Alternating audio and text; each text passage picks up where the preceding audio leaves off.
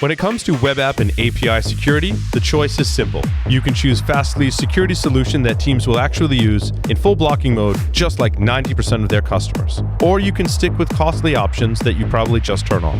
You can get Fastly's all-in-one platform that protects apps everywhere they live, however they're built. Or departments can agree to disagree. You can go to securityweekly.com/Fastly to learn more. Or you can just wish you had.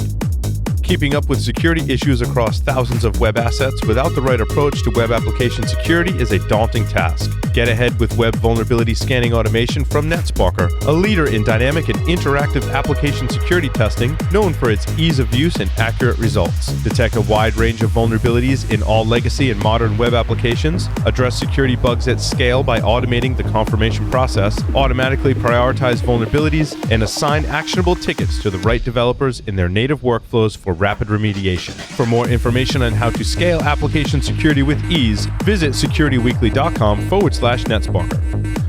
Welcome back, everyone, to Paul's Security Weekly. Did you know we've got an entire network of shows here at Security Weekly? Application Security Weekly, Business Security Weekly, Security Compliance Weekly, Security Weekly News, and so much more. You can find all of our shows and subscribe to them on your favorite podcast catcher. On our YouTube channel, we're streaming on both YouTube Live and Twitch. We have our own Discord server, and to find all of that information, you can visit securityweekly.com/subscribe. Go do that. We'd love to hang out with you. Actually, we've got 2 new series, too. The CISO Stories podcast is out there, as well as our series with PlexTrack, which was awesome. We did Red Team, Blue Team, Purple Team, as well as a demo with PlexTrack. So check that out. Was there another announcement? Because I kind of read that one off the cuff. I wasn't using my teleprompter for that one. I wanted to give it a fresh take, so it's good. In other announcements, Joff, you're teaching a class as part of Black Hills Information Security, Wild West Hack and Fest. And what is the other company that John, does he publicize that? What he calls it? He doesn't really publicize that. He doesn't really publicize it, but it's like under Anti-Siphon was his. Yeah, Anti-Siphon. Yeah. But Wild West Hack and Fest is the public side of what we're doing, hence the which shoulder they're over this shoulder. I've got actually 2 events coming up. One on May the 4th, which is a virtual event. May the 4th for my be class, with you. Enterprise Attacker Emulation and C2 Implant Development, which is, let me tell you, just a fun class. I have such a great time doing this. It's a 16-hour class. We do a really, really nice format for everybody. It's 4 hours a day, so it's really digestible chunks. And I stand up the resources that the students use like several hours before, and they stay up and running several hours afterwards, so people have time to actually consume it and do a little bit of study before and after the class material. What we've got in the class is multiple different modules here. We talk about commodity C2 frameworks. We talk about threat modeling and attacker emulation. We talk about the anatomy of a C2 channel. I describe a custom C2 framework that I've written just for the class.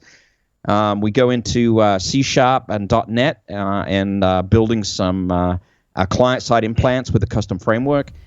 We do some living off the land discussions, and then we jump pretty deeply into various shellcode delivery mechanisms. We work with C#, Python. We also deliver shellcode with Golang as well. We do some Golang and .NET sort of mashup stuff, and it's just a heck of a thing. You can probably see the reflection of my face as I'm reading through my checklist there. But we just have a whole lot of fun with it. I have a Git repo that goes along with it. Everybody gets access to the Git repo for a maximum of 6 months. There's deployment keys, and I even update some of the materials on an ongoing basis if there's been some minor updates along the way while you still have that access. Awesome. Yeah. And I know Tyler took the class and loved it, which is a resounding endorsement. Also, I was watching an interview with H.D. Moore, and H.D. Moore was like, I don't like Python. And he has his reasons, and he backs it up. And I respect that. And like, okay, it's not for everyone. I get it. But he's also like, he's like, I still developing a little bit in Ruby, but HD's like, I really love Golang. And he kind of described it like a lot of the stuff he's doing at Rumble is written in Golang. So I love that you're covering that in the course. And now your cost for a 2-day course, Joff, what is the cost of that? So this is very, very affordable. It's $495 for the whole thing. For a 2-day course. Oh, wow. So you're going $250 per day, essentially, right? For a 2-day class. Yep, exactly. And that comes along with access to an Azure instance during the teaching period. I don't keep the Azure instance afterwards. Running, yeah. I can't afford to do no, that. I got you. Yep. But it also has a nice document there for how to build your own development instance with all the tools that we use and all that Git repo access. Yeah, but I like that. I like that model, Joff, because it's high quality training, and you're like at $250 to $500 a day for a student, right? And barring any discounts or other things programs that might be available. I think that's a really acceptable level, in my opinion, for training. I like the model. Yeah, we got a lot of really great feedback the first run. I've also run it in a private context, and we got a lot of good feedback from that. So we got 2 runs coming up. One is May the 4th. The second run is actually a live event at Wild West Hackin' Fest Way West, which is an event in Reno, Nevada, right? On the week of June the 14th. And so the training goes right before the conference that week. And then the conference is like the Thursday and Friday. And so I love the Wild West Hackin' Fest content, Joff. I mean, just for our audience out there, I was doing some research for a talk I actually gave this morning, and I found a talk by Deviant from 2017 Wild West Hackin' Fest on physical assessments and lockpicking, and I was like, wow. That's amazing. Dude, Deviant knocked it out of the park. And that's just an example of some of the content that John and team and the whole team at BHAS is putting together. Like, it was just an awesome talk. And I actually pulled parts of that I thought really represented the hacker spirit. And that's really what my talk was all about. And the part that I pulled out that I loved was there was what do they call it? A re-entry sensor. Like the door's locked on the outside, but if you're on the inside, when you approach the door, there's a heat and or motion sensor, right? They differ. A re-entry sensor, I think is what they call it, right? And they showed you can have a can of air, and if you point that can of air through the crack in the door, you can trigger it and the door opens from the outside. Or they showed Dave Kennedy with his vape device, right? I remember that. Right? Like, he blows the vape, and the vape's, the vapor actually triggers the re-entry sensor and opens the door from the outside. I was like, great hack, like hacking in its truest sense, right? Fantastic. Yeah. Anyway, I got a couple more quick things to say before we get to the news. One is, if you are interested in the live event at Wild West Hackin' Fest Way West, I'm going to run that as 2 solid days, nice, instead of over 4 days because of the conference format. Yep. So that'll be more like 6 to 8 hours a day instead of like 4 hours over 4 days, right? I've got 2 more announcements real quick. The other thing is, I have just put together a 1-day event. It's going to be a 4-hour mini class on regular expressions. I'm going to call this nice. I'm going to call this one Regular Expressions, Your New Lifestyle, or some title that's very similar to that. Right now, tentatively, I want you to watch the Wild West Hackin' Fest tweets and stuff, but tentatively, we are talking about May 25th right now for that event. That's a virtual event. And what does that what does that cost? Because I'm in. So that one is going to be a range. We're going to say a minimum cost of $25 a head, up to $125. It's pay what you want in that range is what we're going to do for and that now, one. do portions of that go to charity, or is that just a pay as you go kind of thing? I'm fine with either way, by the way. Yeah, it's the same for all of these events. A portion of the proceeds of these events go to charity, and I have picked all along this year to invest in underrepresented demographics and information security, which is right now, and I always say it that way, but right now that is women that are underrepresented in information security, and we have a handful of different charities that do both young women, girls, and up and coming, sort of high schoolers in training. Yeah, dude. For your regex class, count me in as a student. I'm in. Absolutely, I'm all in. I mean, and I've spent a better part of my career in Unix and Linux. And just to put the PSA out there for Joff's class, like I'd still totally take a class in it. Totally. Yeah, I like mean, hands and down. you're going to like the regex class. When we put that one out there, I've got a combination of Linux, Unix command line regex. I've got some Python regex in there. Totally I've got dude. I've got some VI in there just because you got to have some VI right in there. my wheelhouse, dude. 100%. I'm student number one. When that shit's released, like I am.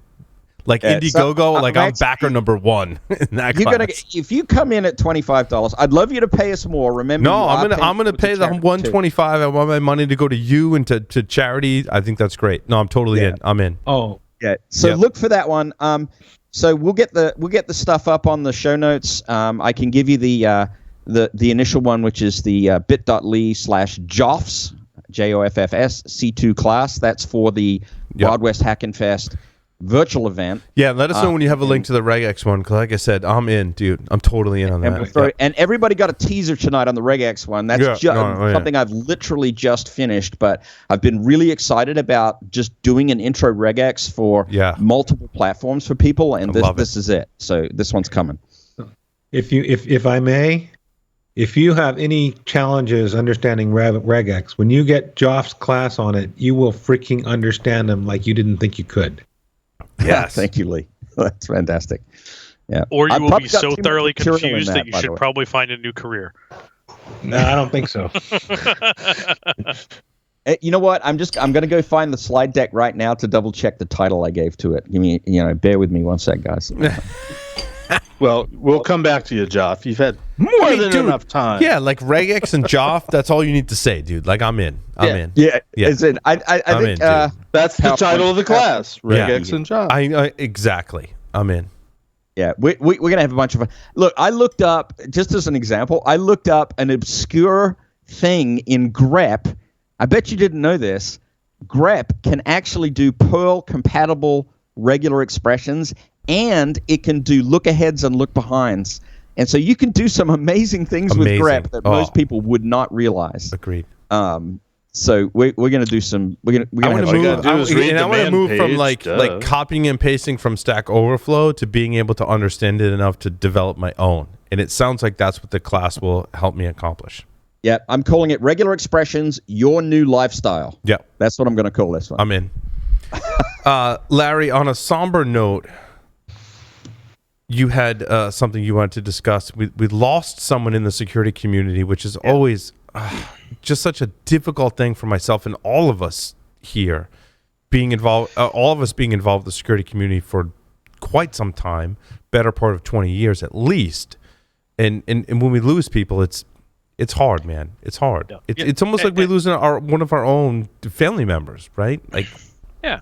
Now, admittedly, this year and in the last couple of years, we've lost so many people to COVID, cancer, you name it, over the years.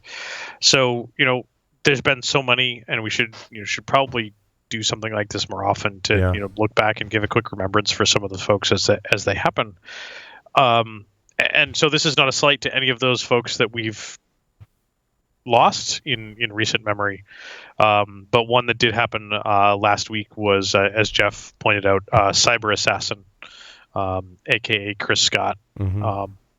Chris and I had a number of opportunities to hang out at some of the cons, and I specifically remember having a little bit of influence, although it wouldn't show it today, given COVID hair and beard and t-shirt. About the how to be a gentleman hacker, and really about things you should consider when you dress, like how to fold a pocket square, like a pocket square, and like wearing a hat and when to take your hat off, and grooming techniques, and just some of that like that old school type of things you should think about.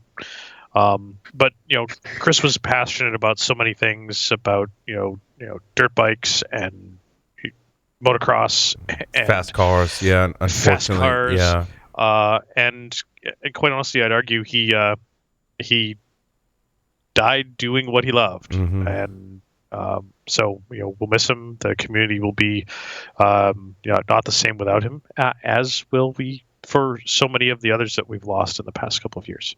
Yeah, I don't recall knowing Chris like personally, but definitely seeing we shared communities online that we're both in. He had one of the faces at DEF CON from Eddie. And so instantly I'm like, I probably met Chris in passing a couple times, but like I felt like I knew him because we were in the same community. And just had so many different ties, right? You know, Chris was so personable to folks. You probably more than met him in passing. You probably had some pretty good conversations and shared a cigar he was probably one dude that like stopped by the booth and like, you know, we exchanged like cool hacker stories and like pick up a hack naked sticker or a t-shirt or something, right? Or more than likely he sat down at the table with you guys outside of DerbyCon and had a cigar with you. Yeah, exactly. He was there at the events, right? Yeah. So, but you know, one of those ones that you know, way too soon. You know, we'd gone through a bunch of stuff fairly recently, but always was trying to come out on top. So, he'll be missed. Absolutely. Yeah, it's amazing. We look back at some of our archives, and there's a picture of Chris, right? We hate to lose people in our community and people we knew in any capacity, people we've interviewed, and people that we've wanted to interview, right? Like I look back on some people we've interviewed have actually passed away, and I've made it a point to pay homage to those. Some people like Chris we knew from the community. We always pay homage to, right? And there's others that we never had the opportunity to talk to that have passed away, and it's a difficult thing. I think in any way that plays out, it's just a difficult thing. Looking into in my recent talk, losing anyone in our community or anyone that was labeled as a hacker in the good sense of the word, that I feel like we should have learned more from them.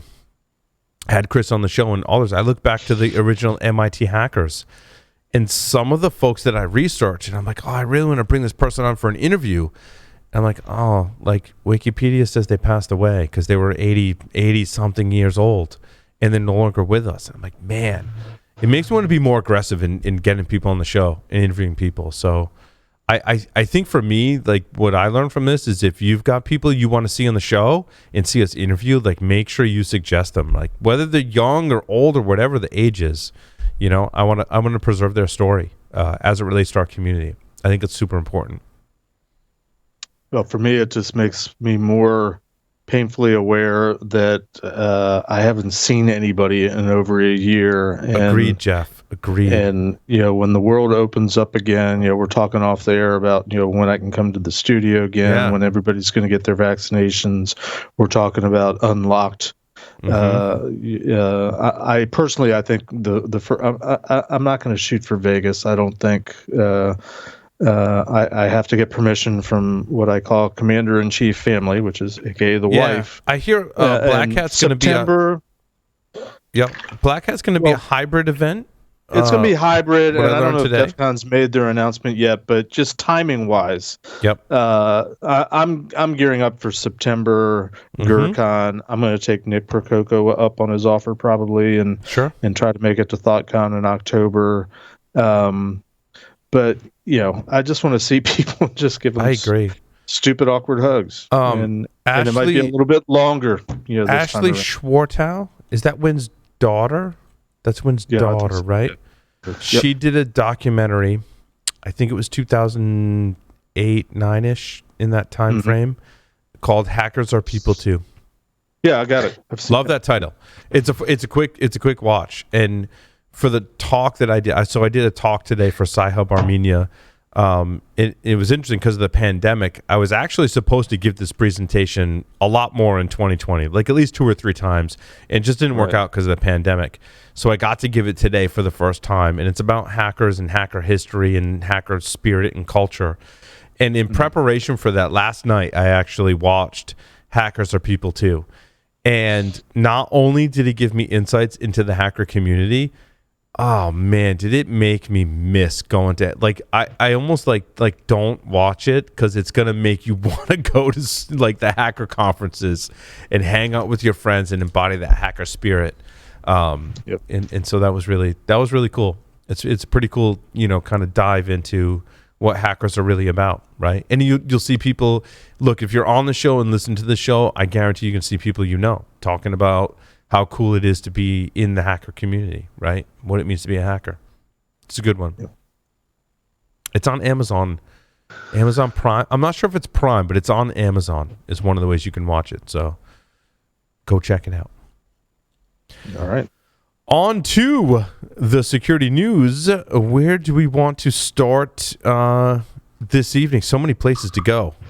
One story. What is one story we had most? Larry, your stories were pretty awesome this week, actually. Well, and that's kind of funny because, like, oh man, it's so tough for stories this week. Yeah, no, and like yours are really. Apologies that I'm out of frame. Like, I have to move around my camera to see the browser tabs. Yeah. Phil, let's talk about Facebook first. Yeah, let's talk about it. Get it over with. Yeah. So what? Facebook leaked a bunch of phone numbers, like several million phone numbers. Like I'm trying to see if I can find it here. 553 million. Yeah, I was going to say it was 500 plus. Phone numbers, user accounts, emails, addresses. There's a lot in there. The biggest one was the phone numbers. Stuff that used to be in the phone book. So what's the big deal? I agree, Jeff. Some people label this dump as kind of like lame, and I kind of agree. And I kind of I don't want to say I got in trouble on Discord, but like I'm in a lot of Discord channels, and like I don't pretend to remember like what all the rules are, and I apologize if I violated people's rules in their Discord channel. Like I kind of checked. I'm like, all right, cool. Like I'm not banned because like I apologize, but like someone was like, hey, where's this Facebook dump? And I'm like, hey, it's here. And some channels are like, nah, we don't allow that content. I'm like, dude, sorry. Like, I'll totally private message that. Like, I'll keep it out of the channel. Like, totally get that. But, like, at the same token, like, most of the people we know are like, this dump's kind of lame. Like, it's people's basically names and phone numbers. Jeff, to your point, that stuff you could have found in the phone book. You dial back to, late 80s, early 90s. This is stuff where hackers that had access to really like any commodity system in the phone system would be able to look up. Like that was a thing back in the day, and because I gave the presentation today, like that was a thing. They'd be like, oh well, if you're a good hacker, like you'll be able to call me, and like the phone would ring 15 minutes later at that person's house, right? Because they had access to the phone systems. But then again, you think back to some of that stuff too, Paul. Is we had this concept of unlisted numbers, very much for law enforcement folks and just other people that were being harassed and. Well, like, and for millennials, that's opt out. Exactly. But like if hackers back in the day basically would break into phone system computers, get the phone numbers, dumpster dive for the passwords, and that gave them that power to be like, I can call you at your home, like that. Like I think that's still like a really cool kind of hacker skill, right? But not abusing that information either, right? Like they use that to kind of show that like they put the effort into being a really skilled hacker. I'll say this though, Paul. I mean, that was more of an offhanded comment that it was phone numbers that used to be public knowledge. There was an article that dropped just a couple hours ago, and it's not in our news notes. And but I was reading it, and the headline caught me. It said Facebook isn't trying to notify any of the 530 some million, and they have no plans to do so. And one of the points that I thought was interesting, their contention is, well, we don't know exactly who it was, whatever. But what I thought was interesting was they're saying, and the information that's been compromised, it's not the type of information that you can go in and change. It's kind of static. Yeah. So which just does give you also not hard to get. Thought. Like, I mean, let's face it. But facts. Also not hard to get. You want to find someone's email or phone number? I mean, you don't have to be the greatest skilled hacker in the world to find that. Correlation is one of the big missing pieces here that a lot of people kind of miss out or don't actually know how to use properly, is when you can actually associate a group or a Facebook account to a known email. That's one thing. That's a little bit difficult to do, right? You can't just do that from an API call. You can't do that from a public thing that's not listed. The second part of that is correlating other known burner numbers or other known cell phone numbers to existing personas and or Facebook accounts. Again, you're talking high profile people. A lot of these numbers are protected and unlisted, but it also correlates the ability for those numbers to then look at ad tracking data, geolocation, fencing, to correlate Facebook ID to a known phone number that may have been used in a different breach or a different data correlation point. So having that visibility, and not only that, with inside this breach, there are interest groups. It's not on all of them, but there are things that are associated with the account. Like if you liked Rolex watches or you're part of a certain group, some of that info got leaked, and they're still trying to figure out which database and correlation and how that is associated to the account. So wait, they can use it to see which Facebook groups I'm in? There are certain groups that were shown in those databases. That could be bad. Yep. I'm in a lot of meme groups on Facebook. Yeah. Just putting Paul, it out there. When you Paul, look up my number on there, as most hackers, you should, because it's funny. I'm in a lot of meme groups. Just throwing that out there. Like heading it off right now. Paul, speaking of those Facebook groups, did I tell you that I got kicked out of a flat earther group the other day? No. Yeah, I asked them that because of the COVID 6-foot distancing, if anybody's been pushed over the edge yet. I knew there was a joke in there somewhere. Yeah, so not really, but the story makes for better than a picture and a meme. But related to the story, I think the big deal is that you start to see the value, like from some of the things that Tyler mentioned, that there was enough value in it for Troy Hunt to put the phone numbers in have I been pwned. Yep. To make them easily searchable, and he stated that there were definitely some challenges from a regex perspective. Joff, you could probably take a class. Let's talk to Joff. Right. For being able to parse the data based on country code and all this type of stuff, and the interesting one that I find here is that I went and searched for the only two numbers that are associated with me that may have even remotely been tied to Facebook, and neither one of them show up. But it may be because I'm doing the search wrong. I was going to say, I was trying the same thing. I was reading an article that did specify the syntax, and basically, if I've interpreted it correctly, you need to include the plus, country code, then the number, no dashes, no parentheses, just the string, but it's got to have the plus in front of it. Of course, I haven't found a number yet that was in there, but that seemed to be the article. I think it was one of the articles. It might have been the one I was reading that said, "Here's how you really find it." Okay. There's some unusual characters in there. I thought I tried with the plus and you name it, and I didn't find anything. So maybe I should try again. Yeah. I mean, it never hurts to consider using the optional quantifier in your regular expression. I mean, but it also begs the privacy question of, like, why does Facebook ever need to know my phone number, right? Like, if they truly do have all their mechanisms to support multi-factor, which they do, they support Ubiquity, they should never need to know my phone number, like, ever. But I get majority of their users do not have a YubiKey. Yeah. I get prompted by all sorts of apps all the time. Don't you want to add a phone number? No, don't I you don't. Want to add a phone number? I don't. I'm like, no, I don't. Yeah, I feel the same way, Jeff. It's I think LinkedIn keeps bugging you, right? Facebook's keep bugging me, and there's a lot of them. I'm like, no, sorry, Twitter, no, not even Twitter, sorry. Twitter, I'm not giving you a phone number. I don't. There's many that actually require it for sign up now. Like anything after 2017, if you didn't have an account on a lot of these platforms, it is a requirement. In fact, that's one of the ways that we have to build essentially VoIP and SIP trunk boxes to handle multiple SIMs to build up bots that then can because I make hate that accounts thing. and Like, personas. There's already a user account with your phone number. I'm like, like, that's me, but like I don't want to use my phone number as the identifier for me. I also don't want to use email because I want to remove the risk for email. And so it kind of it begs the question of identity, right? Like, how do you prove your identity?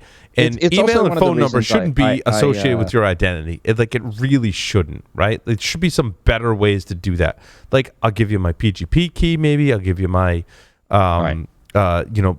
two-factor authentication, Ubiquity or whatever, there has to be better ways to validate like the identifying information that proves you are you. A phone number and email. Right. To me, the cell phone providers and the email providers don't do a good enough job at security for me to trust them enough to be like, yeah, no, that's me, right? Well, that's what I was just about to get to, right? It's also the reason I don't like SMS as a second factor, right? Because you go with a cell phone provider, and you essentially are handing your security over to teenage employees at cell phone storefronts. What could go wrong? What could possibly go wrong with that? But there's, great. Having looked into hacker history, one of the great tricks from the early phone phreakers there would be 15, 16, 17-year-old kids that would call up the phone company and be like, I'm up on a pole. Like, I need you to go, like, pass me through this trunk and give me the password so I can get into this. And the operators on the other end would believe that they legit were telephone workers up on a pole going like, I'm going to fall. Like, I'm at risk. Like, you need to, like, create that sense of urgency, pretend to be a worker that was up on a pole and social engineer the folks working at the phone system to give them information. It's the same thing with cell phone providers and even email. Yeah.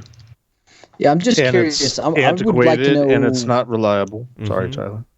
No, you're good. I'd just like to know, like, a little bit more information from Facebook on where this database came from, what the vulnerability was. Was this simply someone scraping an open S3 bucket? Did they leave an API open? Was this a group database for a backup? Like, there's 100 ways that we've looked at hacking Facebook, and I'm curious, just based on the data that's in here and the format in which it's in with the data points that it has, it almost looks like some sort of vendor or sell-off of information at a very low level. So some information, I think, and some responsible disclosure to the public would be, within their best interest. But Facebook really doesn't care. Agreed. Larry, your story number one. A Polish blogger sued after revealing a security issue in encrypted messenger. I find that interesting. Apparently, you're the only one, Paul.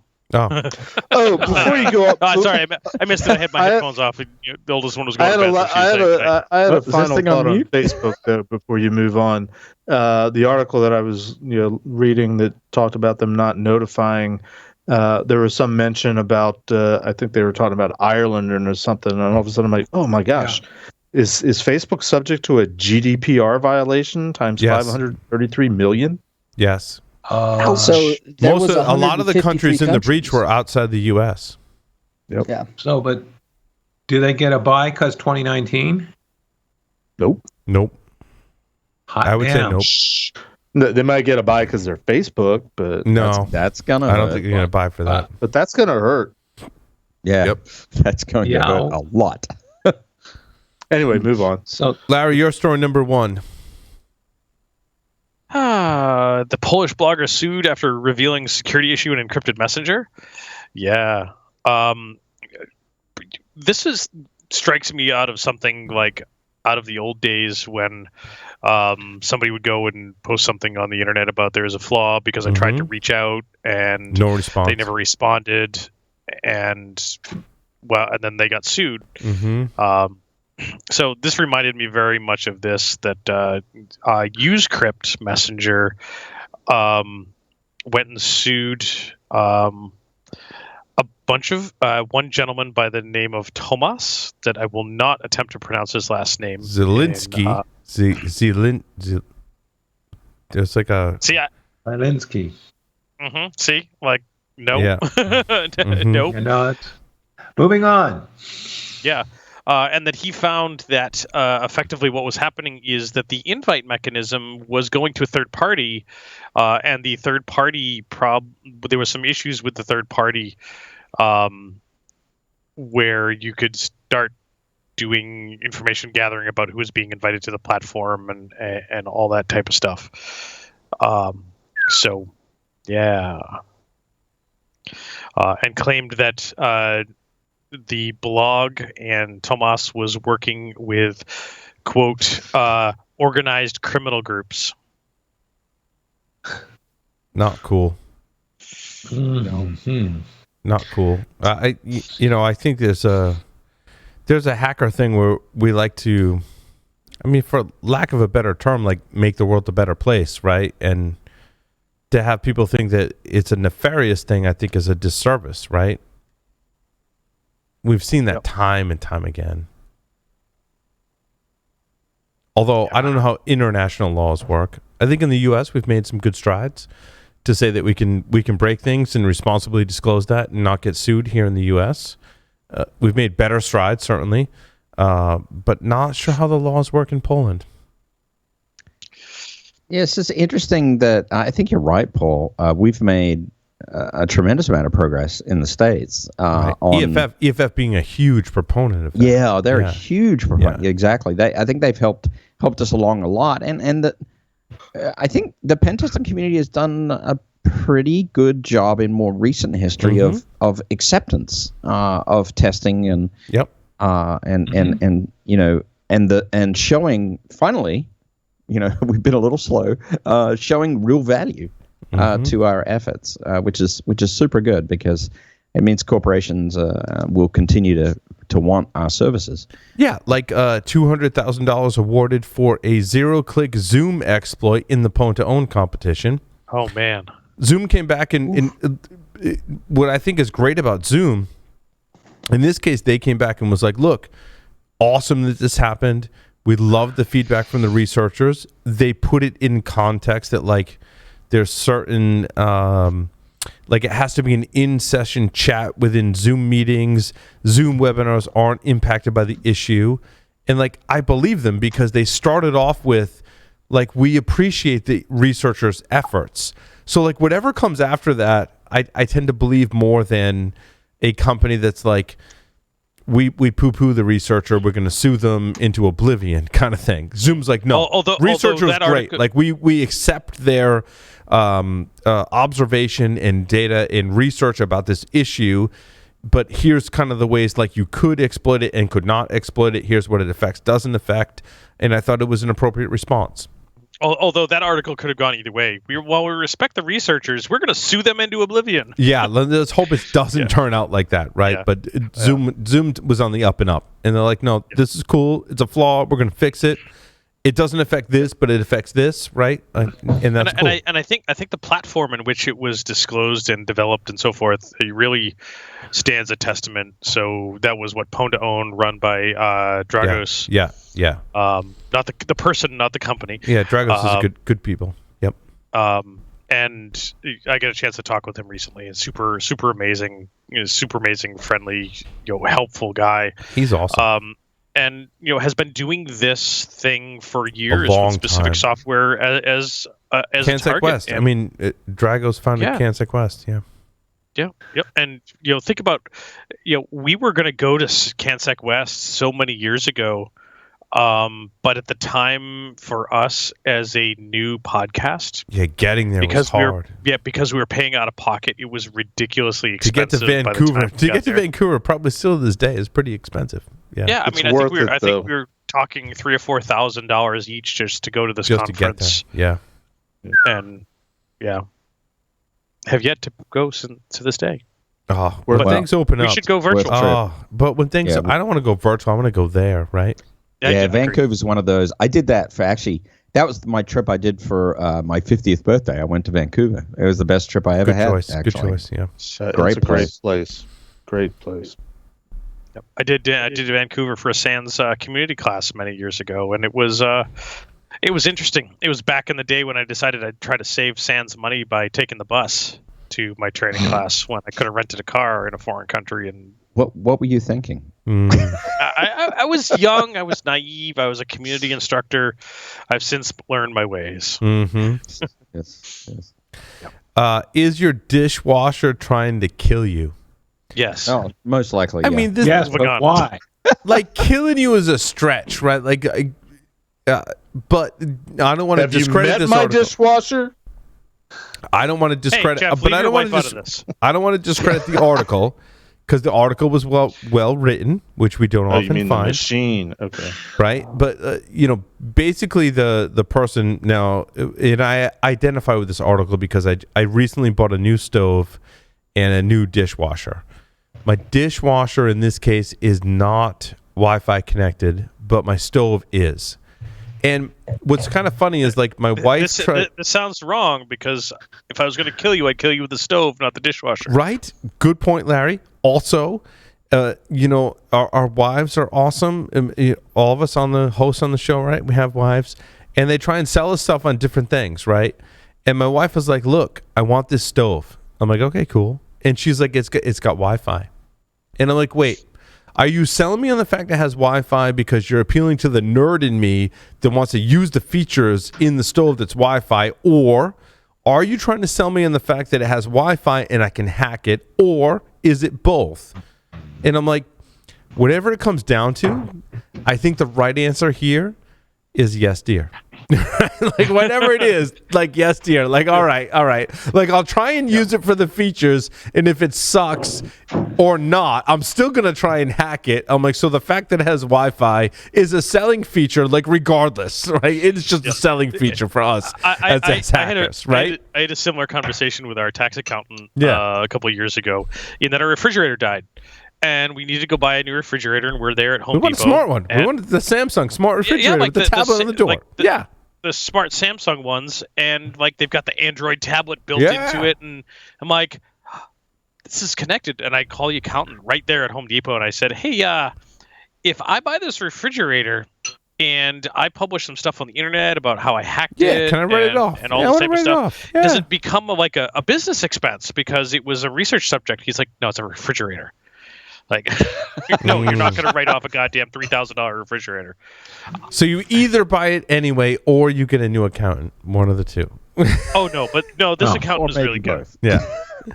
Yeah. Well, I like the author's comment that he says, why am I going to remotely turn on my dishwasher when I'm just standing next to it, having put the last dish in it? Right? It's like he was spot on. Again, it was a great article because he was very transparent in the fact that, like, all right, like I got this cool new dishwasher and I can like turn it off and turn it on from my phone, or like I'm standing right in front of it, like I can just push the button, and it's easier to just push the button than it is to fire up the app on my phone and do that. But the thing was, I thought was interesting is that in the dishwasher, what he was saying was basically when the cycle is done in the washing the dishes, it automatically opens the door. And the picture in the article is like someone laying under the dishwasher with the door open. Like if you happen to be standing there, like would it clock you or like destroy, like injure one of your pets or something if it was under the dishwasher? I have to imagine that similar to ICS, there are physical safeguards like your garage door, for example. When it closes, right, there's a sensor, both motion sensor, but also like if it senses some degree of resistance, your garage door is going to go back up. I'd imagine in the dishwasher it's a similar kind of thing. But picture your kitchen. How often are people just hanging out by the dishwasher, laying on the floor? Or your pet might don't most people run it overnight? Yeah, but I mean your pet might be, but again, there's probably physical sensors that like it's not going to have enough force where it's going to cause harm to a person or pet when your dishwasher opens. Now, Paul, in your house, I would argue that it may cause some harm in that when the dishwasher, when you like to Jeff's point, when you run it at night and the dishwasher runs at 2 a.m. and the door starts opening, the dogs are going to freak out and start barking at 2 a.m. and wake everyone up. Yeah, agreed. That's exactly. totally I just don't thing. I think the internet does not need to touch all my things. I agree. That's all I'm going to say about I agree, Joff. Like, never heard that about you, Joff.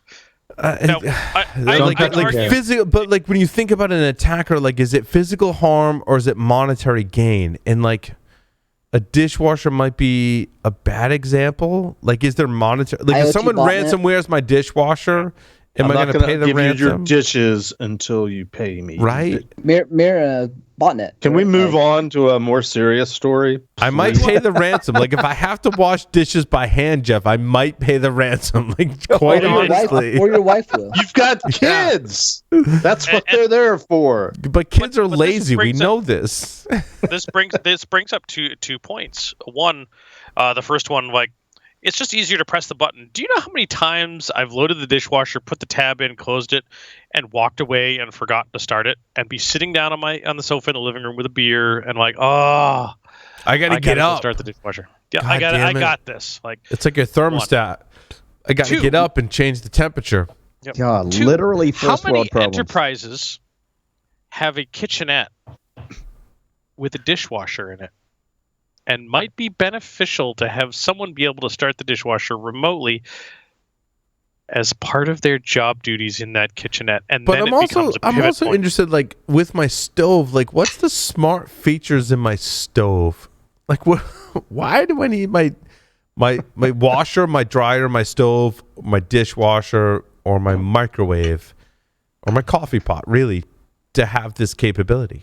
Or like, turn on your dinner when you're at the office in case you prep it. Like, I mean, there's a few cases that my wife makes an argument. I mean, my crock pot, maybe, like, that's why they invented maybe I set my crock pot before I leave, and I want to be able to keep an eye on it. Like, I don't know. Well, like, Paul, think about how many times that you've gotten all the food ready and you put it on the stove, and you walk away and you sit down on the sofa with a beer and you forgot to turn the burner on. Yeah, can it tell? Well, so I can't even say that now.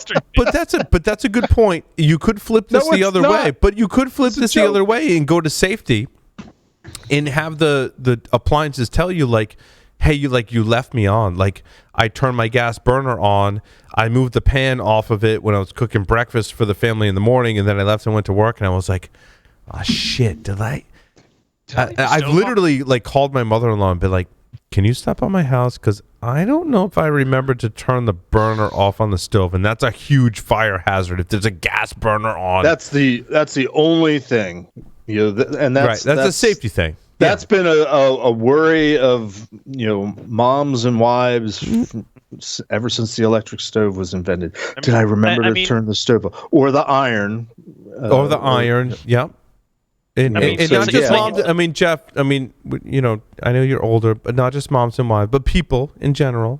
Like, it's like Gary. You turned me on, and then you went to the backyard in the garden, and like any appliance. There is a safety issue. Look at Paul going PC on me. I went PC on. Like, my wife gets up early because my wife gets up early and goes to work. Like, and I'm the one in charge, which is totally scary, right? I think there is a safety issue of appliances in the home, which may be the only use case to have them to be smart to help protect you. But if evil threat actors get into my stuff in the home, could they do stuff? I don't know. Anyway, I agree, Jeff. We should move on. How about some malware on Android that'll attack your WhatsApp? Let's do it. So I actually thought that was kind of interesting. There's this new Android malware was in the Google Play Store called Flix Online, which promised an unlimited entertainment Netflix account, free Premiere for 6. What it was an over-provisioned app that would then pick up all the notifications for WhatsApp, and it would dismiss them and send malware out to all the people who are messaging on WhatsApp. What could possibly go wrong? Lee, this is an app that's not WhatsApp, but can delve into the. It was called the data store on WhatsApp on your Android device. Yeah, it was using the overlay doing that via the app sandboxing. It's using the overlay permissions and the what was the other one? There was a couple of permissions. Interesting. It's and battery optimization. Yes, so that your phone didn't shut down. That one always gets them. It's a classic case of an app that somebody's installed that has tons and tons of permissions, and somebody's just said yes to all of it. Let's give it everything. Yeah, what could go wrong? I want my Netflix. Oh, and by the way, their Netflix sign-up screen was also a credential harvester.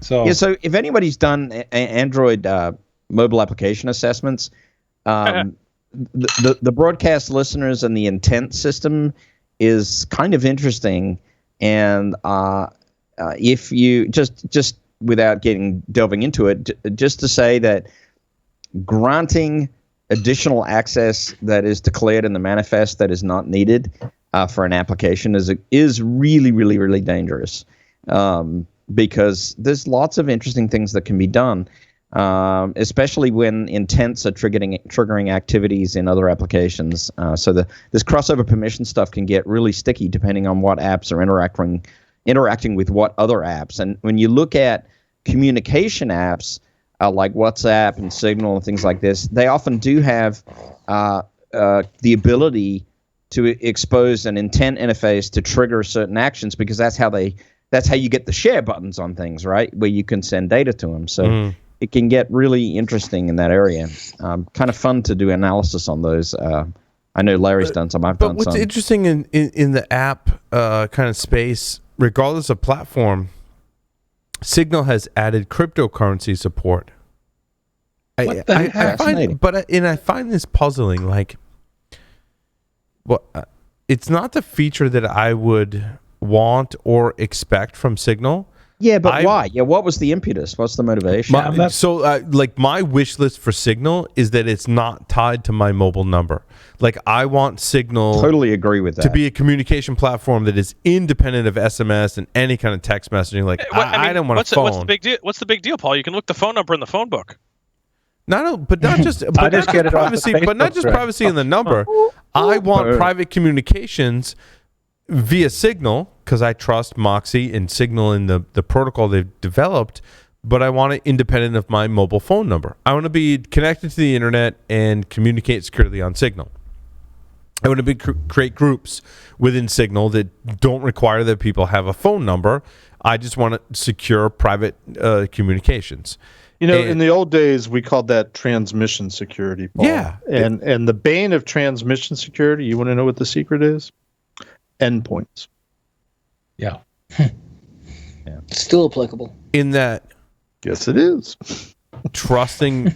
What do you mean by endpoints, Jeff? Sooner or later, I mean, there's a place where you're putting the plain text in. Yep. And there's a place where you're getting the plain text out. Mm-hmm. Right. And it's the endpoint. You can intercept the encrypted communication all day, but it's a hell of a lot easier to just break into either of the. Get it off the endpoint, baby.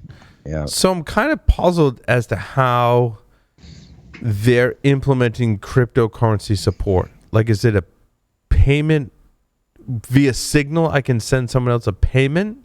I mean, that's what the Wired article says.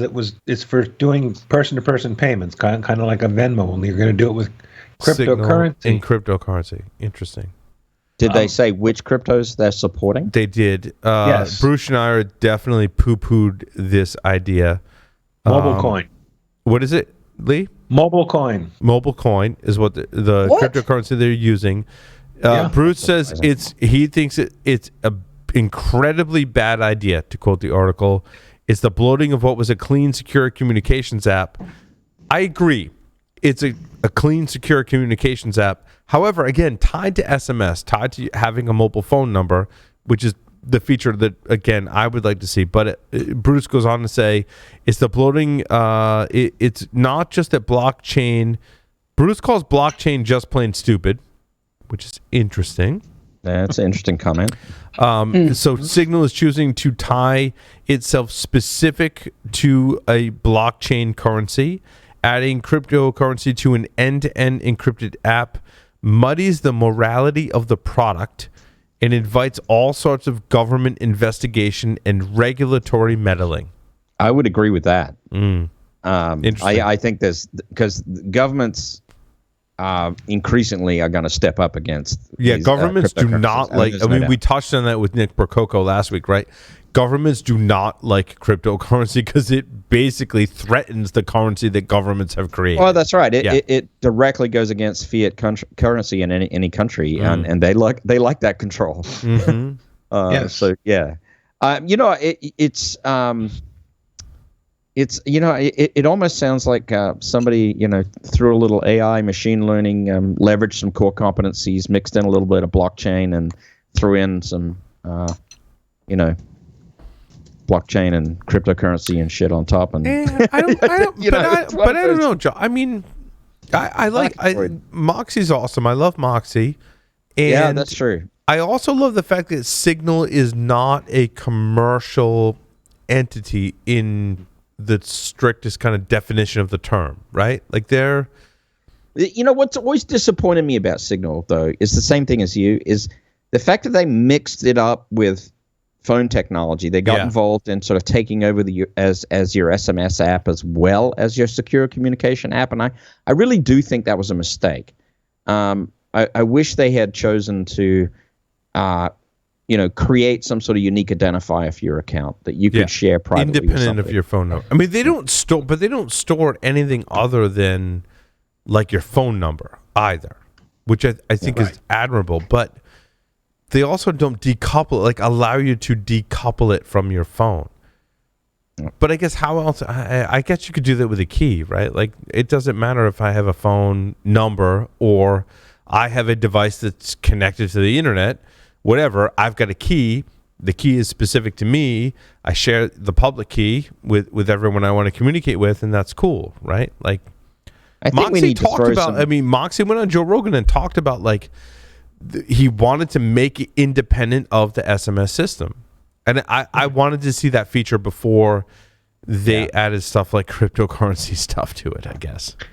Well, I mean, part of me was wondering are they trying to look into how they could leverage blockchain, which has some interesting advantages, but cryptocurrency feels like a step too far. I guess I don't want to use my secure messaging app to pay for stuff. Like I look at those as two different things. I want to communicate securely, and I want to be able to pay people for stuff securely, and I want those to be two separate things. Like communications and payment to me are two separate things. In my mind. But wait, I mean, but maybe in Signal's mind, those go hand in hand. But why? Yeah. Because we could. Yeah, I don't want anything that can tie me back to my secure communications to tie me to another form of identity. That just sounds like payment seems like I don't know. We're speculating a bunch. But I mean, cryptocurrency doesn't necessarily imply identity, though.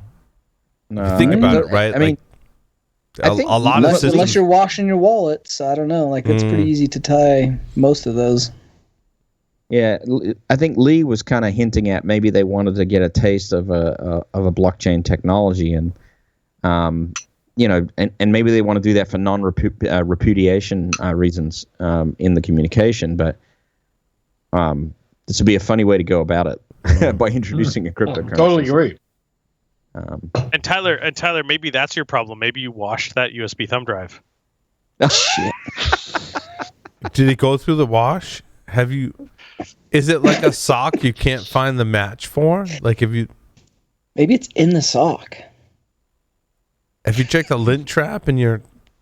You gotta do that every time you dry clothes. It's with the half sock pairs, Tyler. It is socks. Where your other socks have gone, right? Which is this abyss. Oh man, we're gonna have to. It's getting late, so wherever that other sock is, Discord. That's where Tyler's. Yeah, we need to talk about Discord. We saw some increased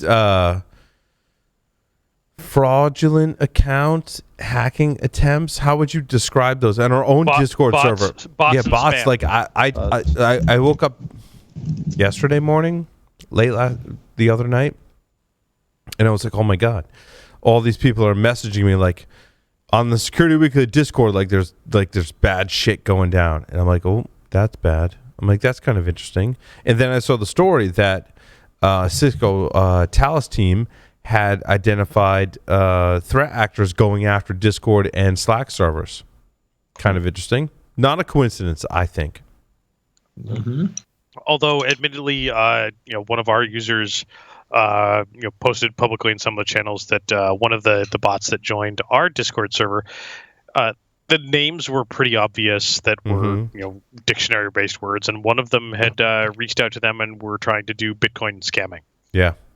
So, not something that I would see that trying to blow up with malware, but maybe. I mean, maybe the Bitcoin scamming was actually malware. Obviously, we didn't dig into it that much, but. Yeah. Lots Also, of they're bots using over the last couple days. Discord as a covert channel. It sounds like as well, or C2 communications is what it Sure. kind of felt like as well. I was In gonna addition say, to like, the first one I don't know so much about, but I can see using Discord as a C2 because it's pretty popular nowadays. Yep. We've been doing that for years, right? Slack, Discord. It's any kind of SaaS. like any kind of communication channel that it becomes popular. Attackers abuse that for C2 communications, for social engineering, for all that stuff. Interesting how the timing was weird. Like I saw in our own Discord channel the bots that kind of got through that were able to message people to do social engineering to get them to click on a link. Also, Talos was like, well, not only doing that, but also they're using that for other things. Like all of it it was a weird coincidence, like that all the stuff went down at the same time. And on that note, moving on to the next story. TV hacking. This one was kind of a... And then? There is no and then! And then there isn't and then. If you want to root your WebOS LG TV, stuff is going to come out, apparently. It's the story I found. Like, I don't know what it is, but like basically, right, there's O-Day that is yet to be released. Yep. So, last one, I think, Paul, but 0 day in the ability for, what is the feature set? The thin queue login. So basically, if you can get your TV to browse to a URL, there's a vulnerability in the browser to do a 0 day exploit to get code execution and get root access. And in fact, it will enable dev mode so you can get telnet on your LG TV. And does it also add other accounts while it's doing that?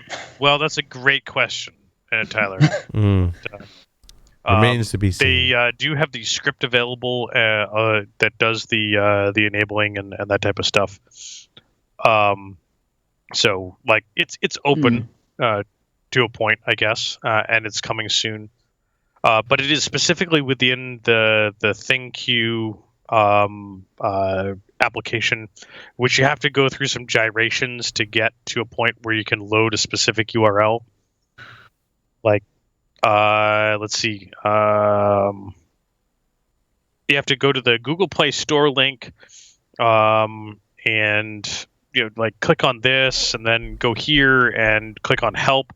It very much reminds me of the old school kiosk breakouts that we'd have to do. Mm-hmm.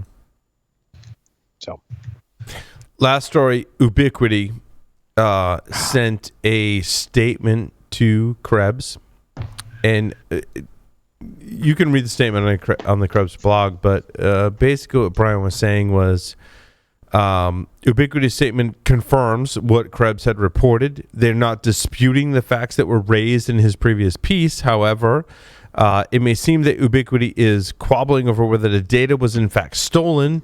However, Krebs' source, aka Adam, said Ubiquity can say there's no evidence that customer information was accessed because Ubiquity failed to keep the logs of who was accessing the database.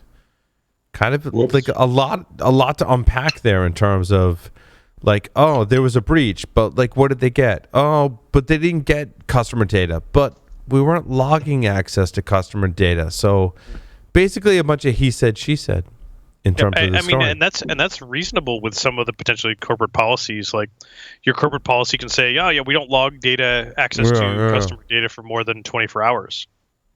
And then you delete it. As long as you follow that. As long as you follow it, then that's all good. So, yeah. I hope that's the case. Change your password and enable MFA is really what it comes down to, right? Yep. Hopefully they've got a good breach and IR response team happening right now. Mm-hmm. Define good. Depends on your perspective. We'll leave that one alone. Not one of the top three. How about that?